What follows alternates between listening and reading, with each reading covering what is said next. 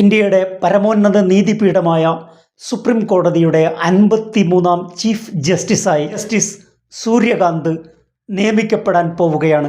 Indian ജുഡീഷ്യറിയും ജനാധിപത്യവും അപകടകരമായ ഒരു കാലഘട്ടത്തിലൂടെ നീങ്ങുമ്പോഴാണ് ജസ്റ്റിസ് സൂര്യകാന്ത് തൻ്റെ പദവി ഏറ്റെടുക്കുന്നത്. മലയാളിയായ ജസ്റ്റിസ് അതുൽ ശ്രീധരൻ്റെ സ്ഥലം മാറ്റവുമായി ബന്ധപ്പെട്ട് കൊളീജിയത്തിൽ ഗവൺമെൻറ് ഇടപെടുന്നതും ആ ട്രാൻസ്ഫർ ഗവൺമെൻറ്റിൻ്റെ നിർദ്ദേശാനുസരണം മാറ്റുന്നതും നമ്മൾ കണ്ടതാണ്. പരമോന്നത നീതിപീഠത്തിൻ്റെ യശസ് ഉയർത്തിപ്പിടിക്കാൻ, ജനാധിപത്യത്തിൻ്റെ കാവൽക്കാരനാകാൻ നിതാന്തമായ ജാഗ്രത പുലർത്താൻ കഴിയുമോ എന്ന ഒരു വലിയ ചോദ്യം അദ്ദേഹത്തിൻ്റെ മുമ്പിലും ഇന്ത്യൻ ജുഡീഷ്യറിയുടെ മുമ്പിലും ഉയർന്നു വന്നിരിക്കുകയാണ്. സുപ്രീം കോടതിയിൽ നിന്നും കോടതികളിൽ നിന്നും ഉണ്ടാകുന്ന നീക്കങ്ങളിൽ ജനാധിപത്യ വിശ്വാസികൾക്ക് ഭയവും ആശങ്കയും പ്രതീക്ഷയും നൽകുന്ന ചുവടുവെപ്പുകൾ നാം നിരന്തരം കണ്ടുകൊണ്ടിരിക്കുകയാണ്.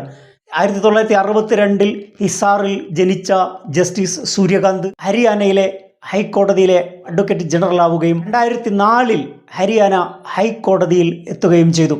2018 അദ്ദേഹം ഹൈക്കോടതിയിലെ ചീഫ് ജസ്റ്റിസായി തിരഞ്ഞെടുക്കപ്പെട്ടു.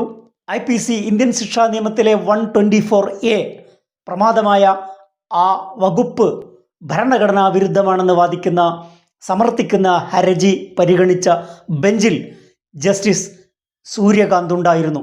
124A ആധാരമാക്കി FIR ഇടരുത് എന്ന വളരെ കർശനമായ നിർദ്ദേശവും പുരോഗമനപരമായ വിധി പ്രസ്താവവും നടത്തിയ ബെഞ്ചിൽ ജസ്റ്റിസ് സൂര്യകാന്ത് ഉണ്ടായിരുന്നു. 124 മരവിപ്പിക്കുകയും അതിന്മേലുള്ള FIR നടപടികൾ നിർത്തിവെക്കുകയും ചെയ്തെങ്കിലും ഗവൺമെൻറ് ഭാരതീയ ന്യായ സംഹിത എന്ന് പറയുന്ന പുതിയ നിയമം കൊണ്ടുവന്നപ്പോൾ ഇതേ ഉള്ളടക്കമുള്ള മറ്റൊരു വകുപ്പ് 152 ഒളിച്ചു കടത്തുകയും ചെയ്തു.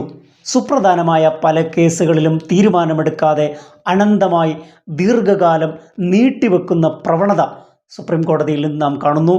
ഭരണകൂടത്തിന് സൗകര്യമൊരുക്കുന്ന വിധത്തിൽ കേസുകൾ അനന്തമായി മാറ്റിവെക്കുന്നത് ജുഡീഷ്യറിയെക്കുറിച്ചുള്ള വിശ്വാസ്യതയ്ക്ക് കളങ്കം ചാർത്തുമെന്ന കാര്യത്തിൽ സംശയമില്ല. ജനാധിപത്യത്തിൻ്റെ മരണം ആരംഭിക്കുക കോടതി മുറികളിൽ നിന്നാണ്.